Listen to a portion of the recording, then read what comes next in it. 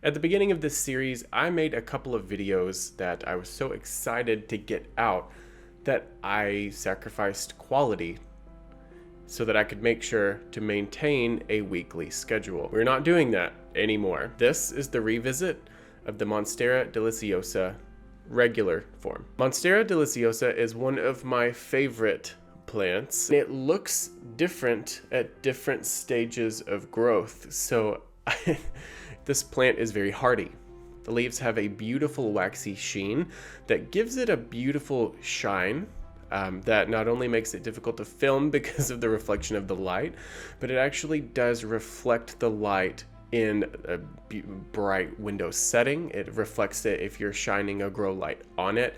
It is beautiful pretty much in every way that you can look at it, any way that you can plant it.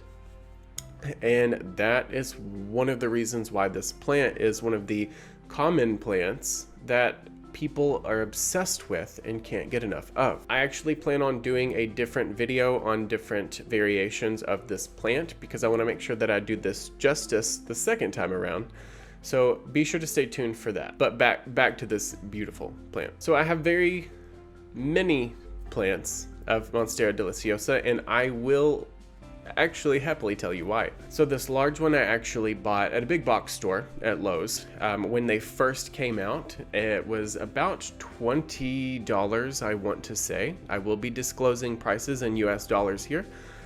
And it was actually very small compared to the plant that you see now. I've actually cleaned it up. I've cut off and propagated a lot of the little babies that like to grow in the bottom of the plant. And I have put this thing on a moss pole, and it has easily attached to the moss pole, grown up it, and now is threatening to tear it down. This is probably my favorite Monstera Deliciosa regular form plant that I have, just because it's my biggest, and it's a beautiful statement piece when you walk into my apartment. I did propagate all of the babies when I cleaned this plant up, so let's talk about the medium one. So I've got the medium one planted in a gray pot, and it actually doesn't need a pole yet, because once it hits the point where it starts to try to hop the pot, that's when I'm gonna replant it in a better pole. But we're actually pretty far off from that.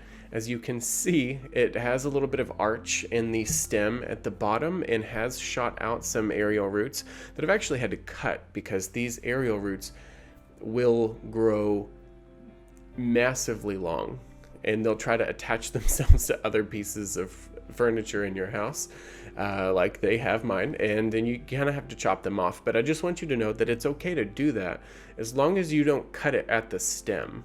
I would probably cut it halfway down like I've done here, and then I would just watch it for a couple of days, make sure the end of that root hardens off, because just like any other portion of the plant, it can get root rot as well. But then when you look at the leaves of the medium form, I love this plant. It's also one of my favorites. You can see that the medium form has 1 or 2 fenestration cuts in the side of the leaf, and that pretty much makes this one of the most aesthetically pleasing to not only photograph, but to have as a smaller accent in your home. Again, these leaves are just as hardy as the mature form that you saw earlier, and that's just going to be a common theme pretty much for every single plant that you see that is a variation or cultivar of a Monstera Deliciosa. And I also have in this little container a node of a Monstera Deliciosa that is actually sprouting out baby leaves. Now these leaves,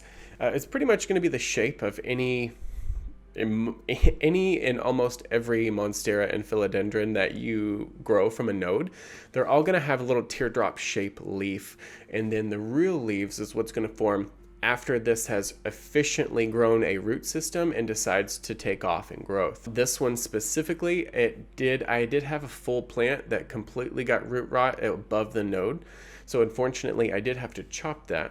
But since these plants are inexpensive and you're able to play with these a little bit more, I thought that it would be kind of fun to try to root this guy back up and start from scratch on a small one, which is why I have so many Monstera Deliciosas, because I like to play but really, who doesn't? You do. I know you do. So back on topic. While we're looking at these plants, I actually would like to know which form you like most in the comment section below.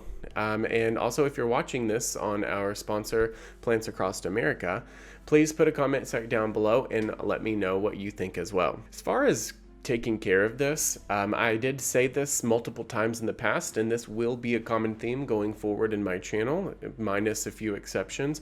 But I do have every single one of these minus the small form, but they generally are always in my aroid mix, which consists of orchid bark, coconut coir. It does have some worm castings in there.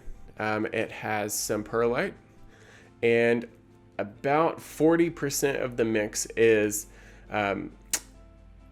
coconut coir, because you want to make sure that you have a substance that does not break down but will also retain moisture, because that awful, horrible sludge that you get at big box stores is only going to smother the roots of your plant, and it's going to essentially keep it from growing to its best potential. Watering these guys, I water them probably once a week. Usually, since it is transitioning from fall to winter, I water them a lot less. I actually probably water this big guy that you see. I actually have him sitting over here in the corner. I water him maybe once every 2 weeks in the winter, and then it usually does every half week or every week in the summer. So it really just depends on the amount of light they're getting and the temperature that they're in. The growing season, clearly it's going to use a lot more. In temperatures, that's one of the reasons why I also like this plant. The small plant with the node, I actually have sitting in my little laboratory greenhouse makeshift that I have, that I keep all of my other plants that I sell. My medium-sized plant I actually just have sitting on the counter on my serve through to my kitchen. That is getting substantially less light and is doing perfectly fine. And then I have my really large Monstera Deliciosa sitting right next to my window, getting a lot more sun than pretty much most any of my other plants. And that alone pretty much shows you the versatility that you can get when you're buying a plant for your home. This plant is going to be good in almost any corner, except for extremely low light conditions. If you set this plant in the dark, it's not going to do very well. But if you set it next to a really cold window, like you've seen on mine, then it's okay. These plants are a lot more resilient than I originally even thought, because they can pretty much almost last a frosting. Now, I'm not saying that you should leave your plant outside and test that theory, because it probably will die, at least the majority of it, but there will probably be some pieces that survive. Just don't do that to your plant. I'm just giving you an idea of the temperatures that it can tolerate. That is just my brief coverage of the Monstera Deliciosa. Please subscribe to this channel, put a comment down below, and let me know which size you like the most of this plant, and be sure to just subscribe and say hi to me.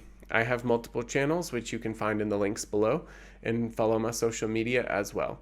I will see you guys in the next video as soon as I am able to make that. Bye.